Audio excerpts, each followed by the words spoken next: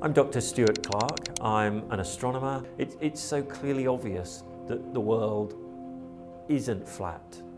We see when ships leave the harbour, you can see as they gradually disappear below the horizon. All our physics is constructed now. The physics of orbits, actually things going around the Earth, is all constructed with three-dimensional spherical world. And yet somehow, there are some people that still seem to believe that the Earth is flat. Albert Einstein said the happiest thought of his life was imagining a man falling off the roof of a house. What made Einstein so happy about this wasn't schadenfreude. It was the realization that this man, while he was falling, wouldn't feel his own weight. He would be weightless. And anything he dropped on his way down, well, it would remain stationary relative to him, or moving in uniform motion. The whole situation would be just like if you were in deep space, not near any large masses,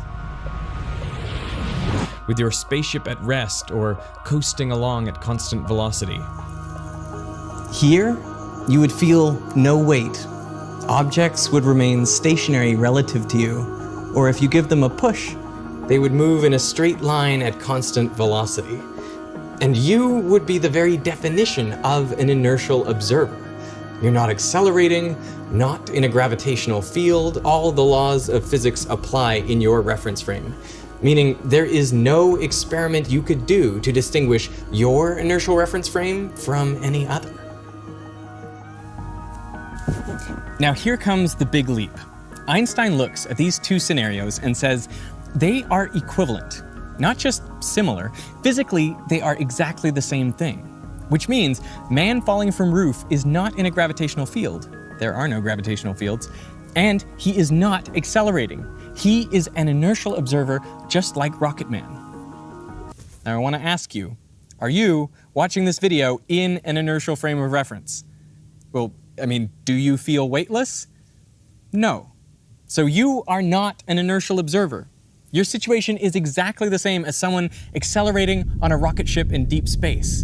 And let me be clear, I don't mean that being at rest in a gravitational field is like accelerating in a rocket. I mean it is the exact same thing. You are accelerating and there is no gravitational field. Gravitational fields do not exist. Now I know that sounds crazy, but come with me for a minute.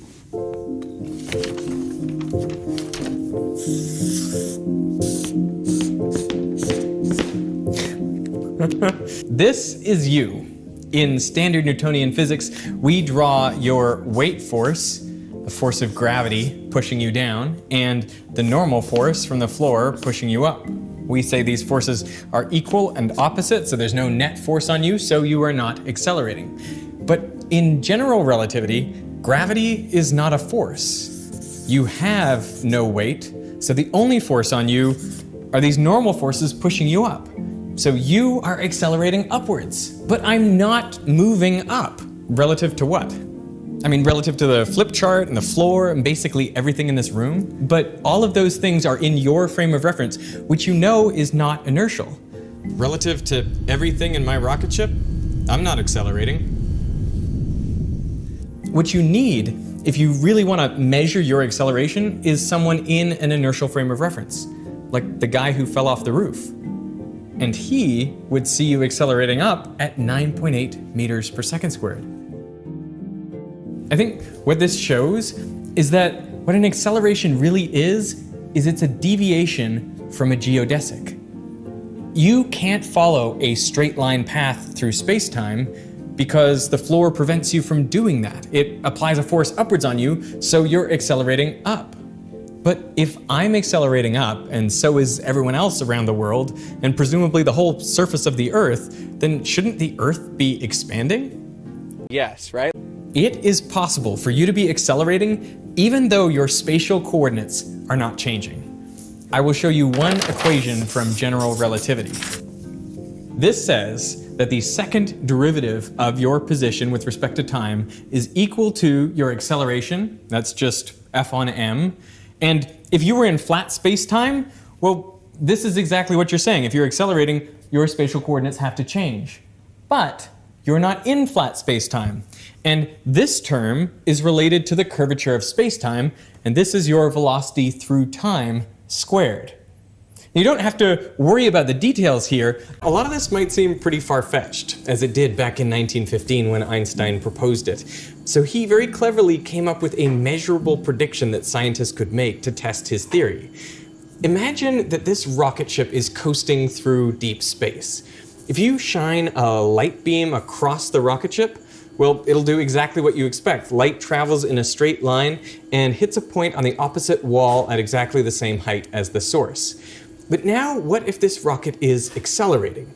Well, to an external observer, they're still going to see the same thing, light traveling in a straight line. But inside the rocket, during the time it takes for the light to travel across the cabin, the rocket will have sped up. So by the time it hits the other wall, it'll hit a little lower than before.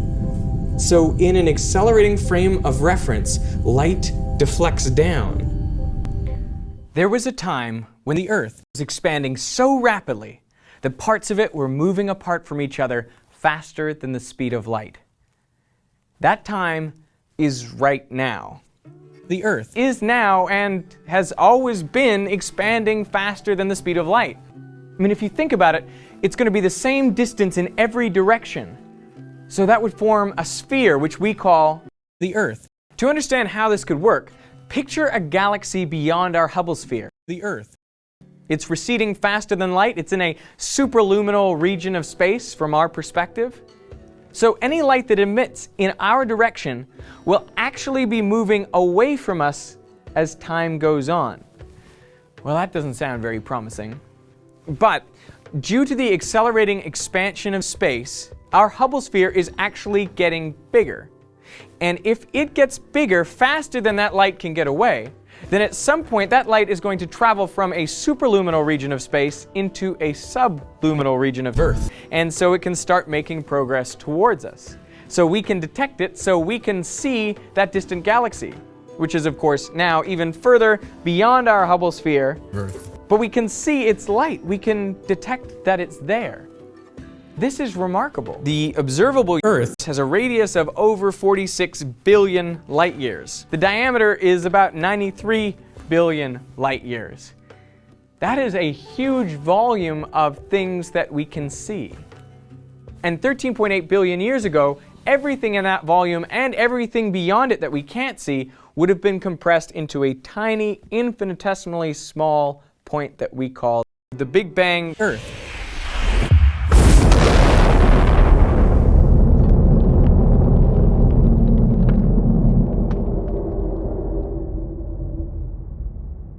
Science is a way of constructing what we hope is a true story, something that is demonstrably true through experiment. But as we see throughout the ages, the prevailing scientific theories of the day can be overturned as we move to more precise understanding of the universe around us. And generally speaking, those become more complicated.